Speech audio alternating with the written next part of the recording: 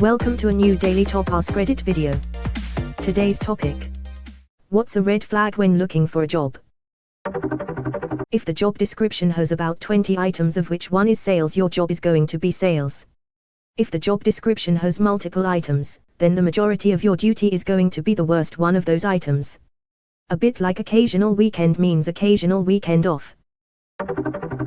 Earning potential is stressed over current salary. In 5 years you can be making X. Cool, add that to my offer as guaranteed and we have a deal. Well, it's not guaranteed.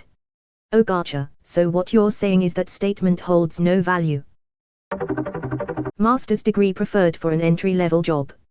Starting salary, 30k to 40k. That's generous compared to the listings I've seen.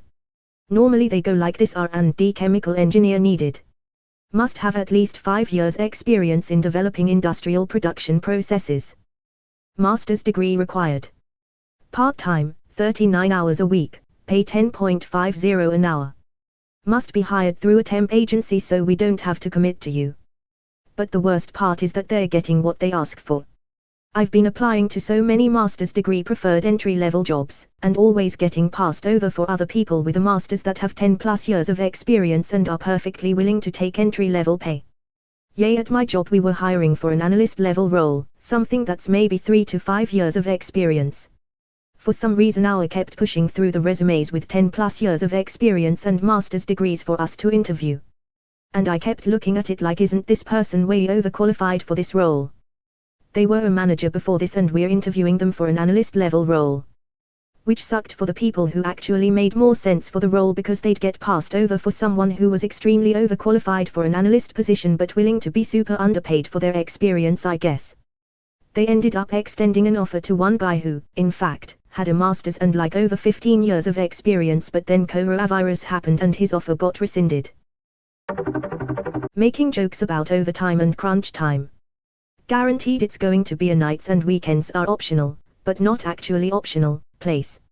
I went to an interview where the guy said we don't end the day until everyone is done. And sometimes that takes another hour on a busy day. Then my genius brain said, yay, I don't want to work constant overtime. What was I thinking, expecting to go home when my contract says I go home? In reality maybe an hour overtime can easily turn into 2 hours overtime every day. Having to pretend this is normal is toxic AF. When I was a gram for Chipotle I would constantly work 12+ hour days, salary. And one busy weekend I worked 15 hours on Friday and 15 on Saturday, and on Sunday I decided to go to the gas station and eat my doubts in my car and just listen to the radio for like 10 extra minutes to just kind of unwind. You better believe the area manager was there the next day with a write-up in hand because I was 10 minutes late on Sunday, but when I asked what about the other 10 extra hours I put into my store the previous days. That's just part of the job description. Initially unpaid, but will result in full-time offer upon completion of XYZ. This will be an excellent chance to expand your portfolio and gain lots of exposure with leading global brands.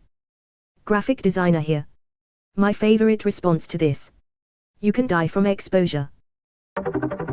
High staff turnover. There's a place near me that's always hiring high-level tech folks.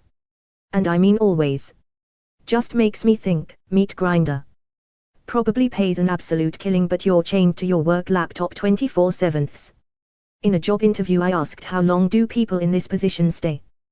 The manager danced around the question and didn't give me an exact answer. He just told me, I don't know. People come and go. They found other jobs and leave me hanging. That is sign of a place with high turnover. That answer made me take a hard pass on the job. The and leave me hanging also seems pretty unprofessional. Already casting the blame on 2 previous workers when you'd think someone in his position would want to stay as impartial as possible no matter what they actually believed. My company had hired a new VP for my department and he had never met most of his employees he oversaw. So he did a company tour across the region, visiting all the offices. Portraying himself as the kind of guy that wants you to bring ideas to make things better, despite having a reputation for being the opposite. The entire thing was much more of a chance for him to talk about his career and all the places he's been. My question was, if he's been to all these places and been some sort of upper management in so many companies all over the industry, why should we expect him to stay in this job for any length of time? Coincidentally, he was let go days later while still in the process of his tour. We work hard and play hard. It actually means all work and for sure no play. Translation: you will work 60+ hours a week, and are expected to come to the company happy hour whether you drink or not. Also, we all stay here too much then go get hammered because we hate our spouses and children and will do anything to avoid going home. Hiring lots of people on the same position, everyone who calls gets a job. Often means the job is either bullshit or they are setting you all up to compete for the actual job. I had this once. Turned out it was commission only, door-to-door vacuum sales. I did that for a month. My breaking point was when I was told I couldn't carry any water with me in what is essentially desert climate in middle of summer. Was told to request a glass of water from random strangers. Same if I needed to use the bathroom. I wound up so parched I was risking real dehydration, and the other salespeople had the nerve to drink all my water. Oh, and I sold a grand total of 3 vacuums. I actually has 5 sales, but I quit on a Friday and by Monday they claimed my last 2 sales were cancelled and I now owed them something like $150 for accessories. Convinced them to zero out my entire account and just close it. ETA, since I have a lot of replies asking which vacuum, it was Kirby. That can't be legal, specifically limiting somebody's access to water. Worked a job doing door-to-door solar power sales. Similar thing happened to me. First few weeks I had my backpack with my water and jumper and a bit of food to keep me going as I was walking like 8 hours a day. Got a new team leader and he said no bag and I can't take my jumper because it looked unprofessional. This was close to winter with rain most days. I left pretty much the next day. When they shit talk previous employees, they're going to do it to you. Same goes for them insulting current employees behind their back. I saw that during my orientation. 2 supervisors were loudly talking about how useless an employee was after they got off the phone with him. Even if it's true, the fact that they don't care who hears them is a sign of a toxic work environment. Typical behavior of managers who like to deflect blame for their own mistakes onto employees. Basically a symptom of a terrible boss. Always ask them why the person you are replacing left the job. The way they answer this could be a red flag. I always ask how is performance measured and what's the next step forward / when will I hear back? And any other question that may have come up during the interview. But I like this question, I'm going to add it to my interview question list. Depending on the truthfulness of the answer, this could have saved me from a job a few years back. I have started asking what does success look like in this role?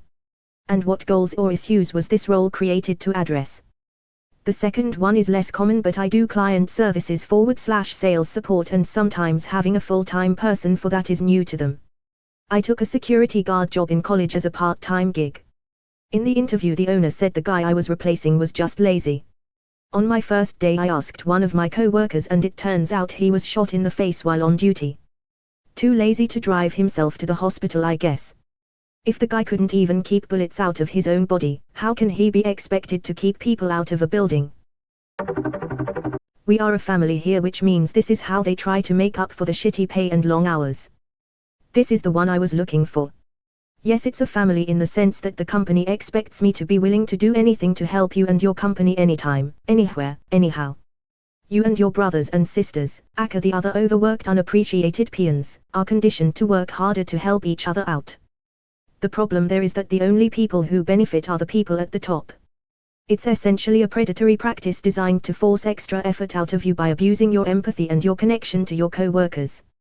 Johnny MC corporate fuckbag literally wouldn't flinch if you drop dead at your desk from the stress. He would just be pissed at the loss of output and immediately be concerned with finding a new cog for the machine he calls a family. Or if a prospective employer ever says, "We're like a family here," what they mean is they are going to ruin you psychologically. Just like my real family. I got a call from a Subway I applied to telling me my interview was in 10 minutes. That was the first I heard from them after submitting my application. So, years ago, my old company was hiring a mechanical engineer job, but the director of the department suddenly had a family emergency and had to go out of town the next day. They called the last applicant and said, "Can you come in and interview like now?" The candidate explained that he was out and about, and couldn't get dressed or anything. The director basically said, "Don't care." That's how the dude that got the job got to interview in a black band t-shirt and ripped jeans. So, before you red flag it, make sure that a sudden interview isn't warranted. They did this kind of poor scheduling to the newest guy in my department, except it was more like, hey, we want to interview you, but the only openings in all 3 of our schedules are 3 hours from now, 2 days from now, or maybe next week. He chose the 3 hours and, 8 months later, is one of our best employees. The only red flag there is that the upper management is always busy, but if you hate micromanagement, it's perfect.